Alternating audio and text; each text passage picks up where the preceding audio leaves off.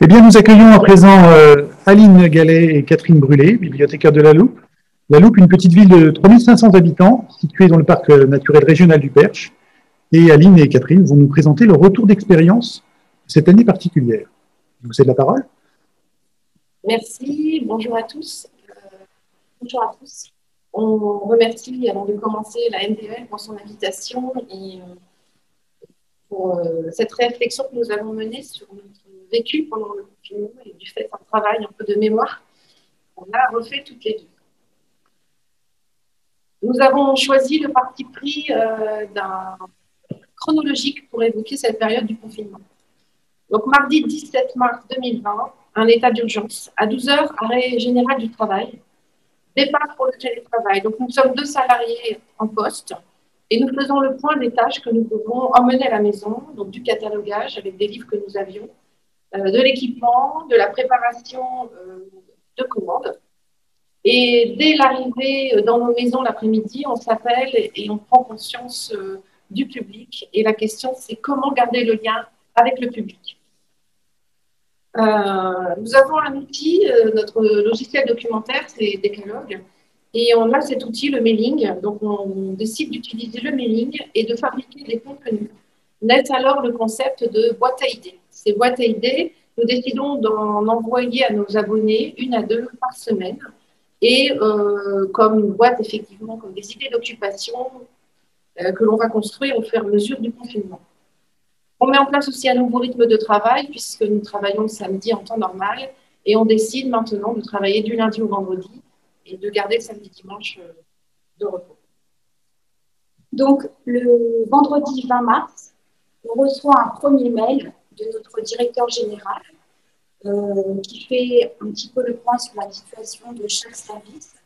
Donc, ces mails vont être très réguliers et vont permettre de légitimer la place de chacun, de rompre un peu l'isolement, d'amoindrir l'état de sidération dans lequel on est. Et en fait, ils vont devenir un lien régulier entre la tutelle, notre collectivité, et la bibliothèque. Et le vendredi 27 mars, on lance notre troisième boîte à outils qui s'intitule Des photos depuis votre fenêtre, juste au bord, depuis votre dehors. Alors, pourquoi on veut vous parler de cette boîte à outils? Eh bien, parce qu'elle a été assez particulière.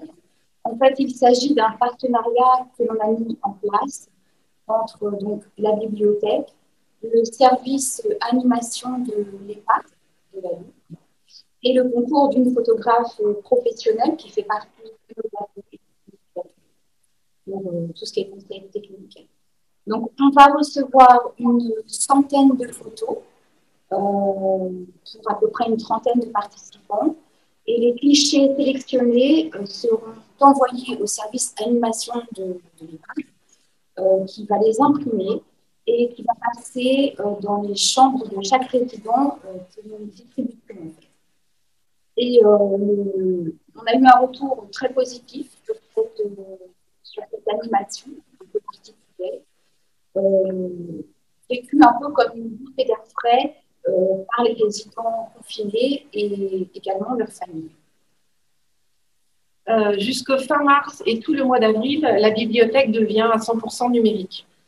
Qu'est-ce que cela signifie? En fait, nous pratiquons la veille numérique. C'est un peu inédit dans notre pratique puisque nous prenons vraiment le temps de le faire. Ça veut dire que l'on regarde les sites des autres bibliothèques, que font-elles? On s'intéresse à des sites de musique en ligne, ce vaste sujet, sur les sites des grandes institutions, la BNF, la BPI, et aussi les jeux de société en ligne, qui est un sujet qui nous préoccupe. On découvre l'offre de formation en ligne, la Skilleos, la plateforme de formation que l'on va découvrir et même pratiquer, et on va la communiquer à nos abonnés à l'occasion d'une boîte à idées. On teste un peu plus, on pratique l'offre numérique de la médiathèque départementale, la presse numérique et les livres numériques que l'on diffuse à nos abonnés et à qui on offre des codes d'accès. On évalue un peu notre site, un peu l'occasion de se pencher sur ce site que l'on trouve en fait assez rigide. Et on essaie avec les outils que nous propose Decalogue de le relooker et de le rendre un petit peu plus dynamique et de mettre là aussi en accès et à connaissance des personnes les sites, les ressources numériques que l'on vient de découvrir. D'ailleurs, à ce sujet, notre tutelle trouve que tout cela est très intéressant, mais qu'il faut le partager à l'ensemble de la population, pas seulement nos abonnés. Donc, en fait, on entend ce message et on réalise un spot publicitaire sur la radio locale, Sweet FM, des articles dans la presse locale, on met cette information sur le site de la ville et toujours sur notre site. Le vendredi 3 avril, si je ne me suis pas trompée, à 14 heures, on participe au premier séminaire Biblio-Covid organisé par l'ENSIB. Ça a été un choc puisque nous étions tous face à cet écran et pour moi au milieu de mon bureau dans une maison de campagne entourée de colza, avec une communauté de bibliothécaires qui partageaient des pratiques par rapport à cette période. Et j'avais un peu oublié ce que j'avais ressenti et je l'ai retrouvé tout à l'heure en écoutant Raphaël Batz. C'est un mélange de détails très pratiques, très réels et à la fois de pensées qui nous permettaient aussi de nous positionner. Donc, c'est quelque chose d'essentiel. Donc, fin avril, en fait, on prend conscience d'une vraie difficulté. En 2020, la bibliothèque de la Loupe devait fêter ses 30 ans. Il y avait un certain nombre de festivités d'organiser pour l'été. Et donc, fin avril, on prend conscience que toutes ces animations vont devoir être annulées. Et on se pose la question de comment fêter, célébrer, malgré tout, l'anniversaire de notre bibliothèque. Le mardi 12 mai, donc, c'est le fameux déconfinement. Donc, ça se traduit par un retour physique dans les murs de la bibliothèque pour nous personnels. On épluche le protocole de l'ABF, on rédige le nôtre, pour qu'il soit soumis à notre collectivité et validé par celle-ci. Et on va mettre en place le Drive, service de retrait de documents. C'est une nouveauté. On n'a jamais fait ça auparavant. Donc, ça suppose un rangement total de l'ensemble des rayons de la bibliothèque, la mise en place d'une zone de quarantaine. On choisit également un outil informatique, Simplybook, pour les créneaux de réservation. Donc, ça, c'est rendu aussi assez facile et plus simple parce que c'est un outil organisé par nos collègues de la mairie, tout simplement. Et on va paramétrer notre logiciel pour que les lecteurs puissent réserver des documents disponibles, chose qui n'était pas possible auparavant. Et on va décider d'ouvrir le Drive sur une amplitude hebdomadaire de 24 heures, du lundi au vendredi, avec une journée continue le mercredi, de 10h à 18h non-stop. Donc, habituellement, on est ouvert 17h au public. Là, on décide d'ouvrir 24 heures pour que les gens puissent retirer leur prêt de documents. Et bien sûr, on communique avec un mailing pour nos abonnés et on va diffuser un message vidéo sur Facebook avec la publicité de Motus et Bouche Cousue qui ont d'ailleurs quelque chose à nous dire, je crois. Bonjour, je suis Motus, je suis Bouche Cousue. Parlons-en du Drive, oui, parlons-en du service de documents à emporter. Oui, mais le menu, pas de frites, pas de coca. Effectivement, merci Motus et Bouche Cousue. Ce Drive, nous y avons mis beaucoup d'élan et d'enthousiasme. Il a dépanné les plus accros, effectivement.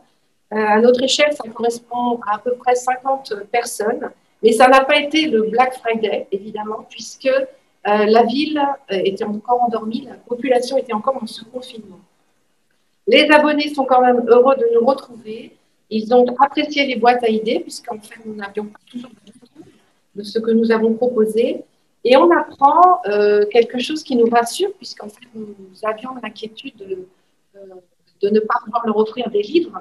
C'était quand même un de nos gros soucis. Et on apprend que les livres ont circulé sous le manteau, en fait, entre voisins, entre amis et dans la famille. On rencontre aussi à cette période-là la nouvelle équipe municipale, puisque rappelez-vous, les élections municipales ont eu lieu au début du confinement.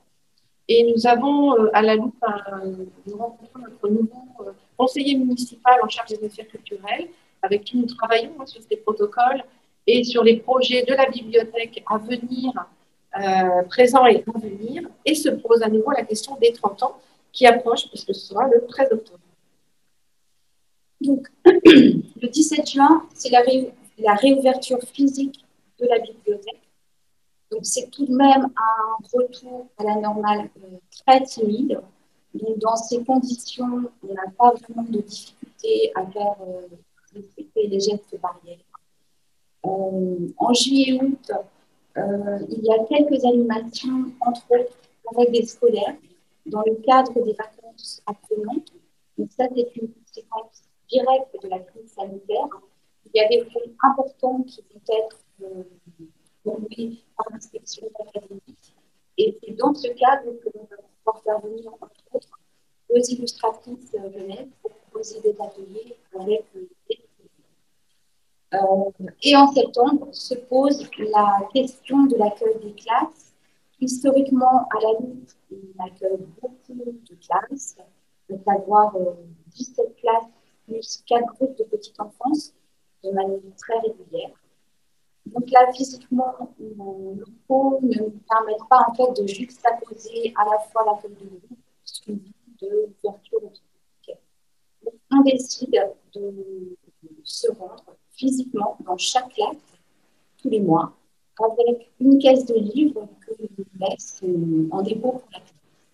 Donc le bilan est plutôt positif. On est très attendu par les enfants, par les enseignants aussi, hein, qui sont un petit peu quasi enfermés dans leur école avec peu de contact avec eux.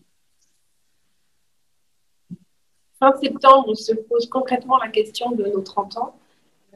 On comprend qu'on ne fera ni bal, ni banquet, ni grande fête.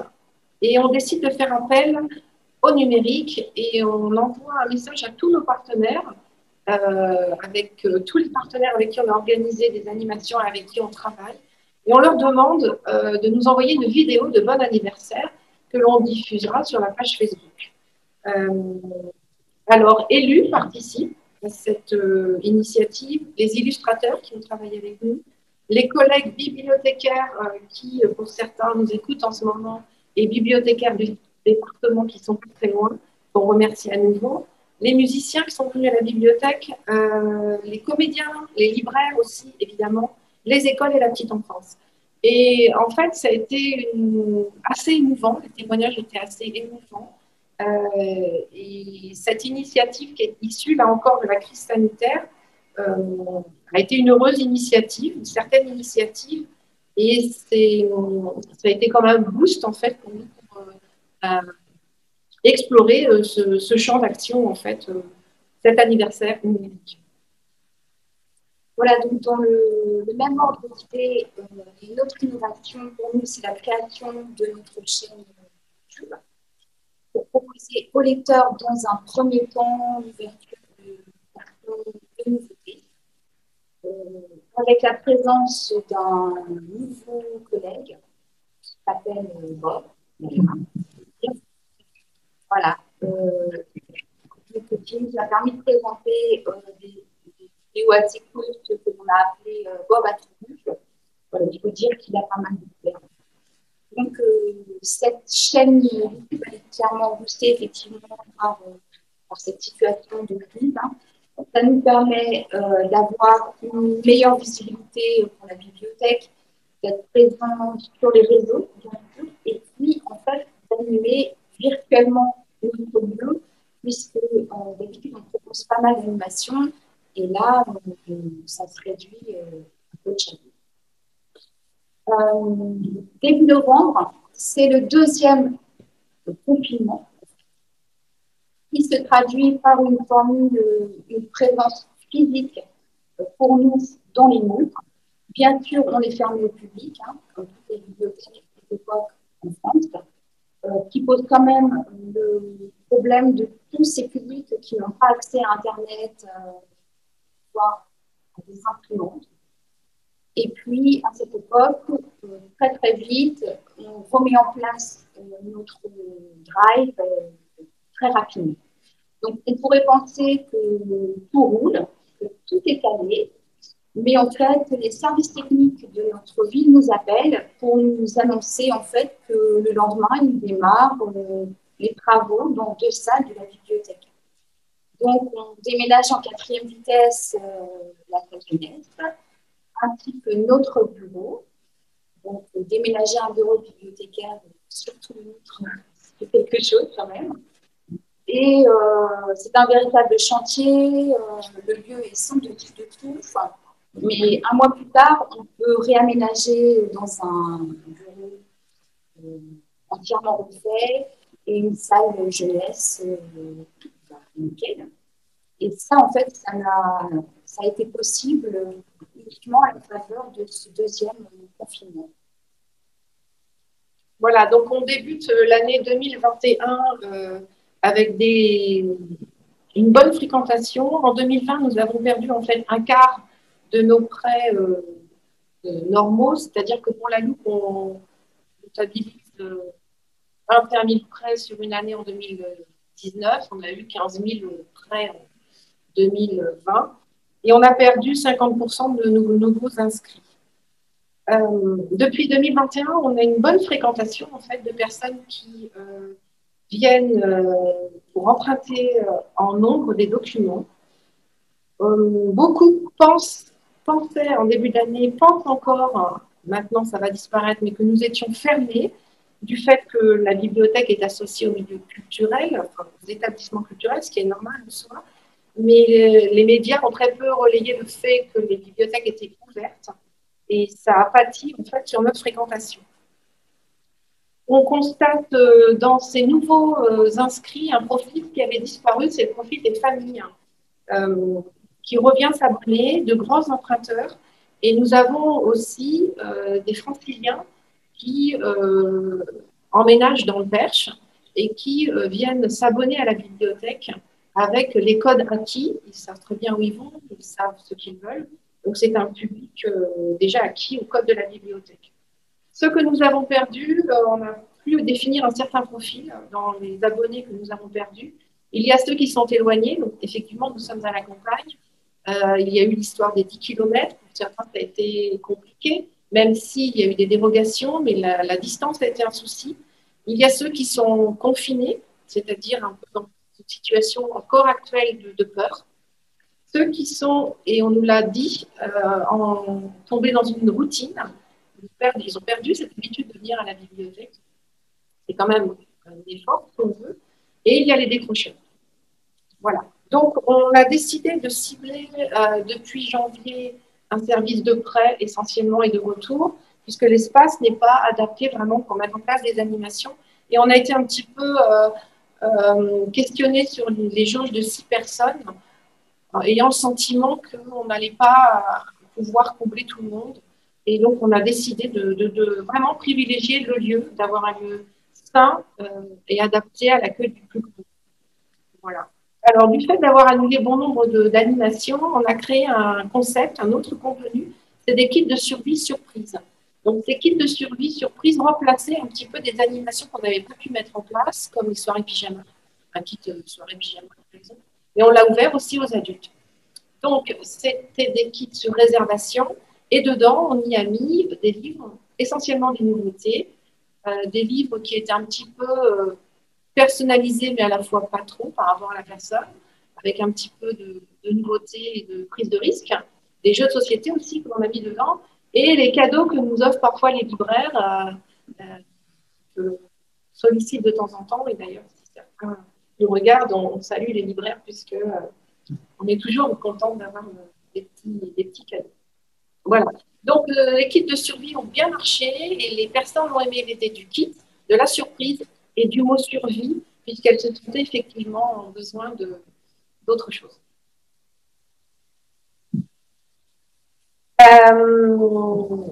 Tout ce que nous avons vu, donc, pour conclure, en fait, ces successions de périodes de fermeture, d'ouverture avec jauge, de fermeture avec drive, n'a pas été de tout repos pour nos ménages, car il a fallu sans cesse s'adapter pour perdurer. Et il a fallu toujours en fait élargir le champ des possibles dans la légalité, dans la sécurité. J'ai marqué dans la joie, c'est pas faux, parce qu'il fallait aussi qu'on ait cet emprunt et ce dynamisme pour parfois apporter quelque chose de nouveau aux usagers. La cyberattaque que nous avons vécue l'été dernier, enfin que le conseil départemental a vécu et qui a impacté évidemment la bibliothèque départementale et aussi nous en tant qu'usagers, voilà. Donc cette attaque, cette cyberattaque et l'incendie OVH qui a touché nous notre base de données ont vraiment alourdi cette capacité à se réinventer et nous a de plus en plus poussé à penser au jour le jour et une nouvelle échelle du temps. Hein. Au jour le jour et demain on verra bien. On a découvert en fait un numérique à visage humain. Ça a été le cas avec la fête des 30 ans, avec Bob, et le webinaire qui a été, tous les webinaires qu'on a pu fréquenter en fait, c'est comme un numérique à visage humain. Et la bibliothèque aujourd'hui a retrouvé quand même un visage humain avec des usagers au déogel, au masque. Alors à la quarantaine, j'avais mis à la quarantaine, mais effectivement depuis 2 jours, on ne fait plus la quarantaine. On est toutes perturbées, mais c'est une bonne chose, on est très contents. Puisqu'effectivement, on est quand même toujours en crise sanitaire.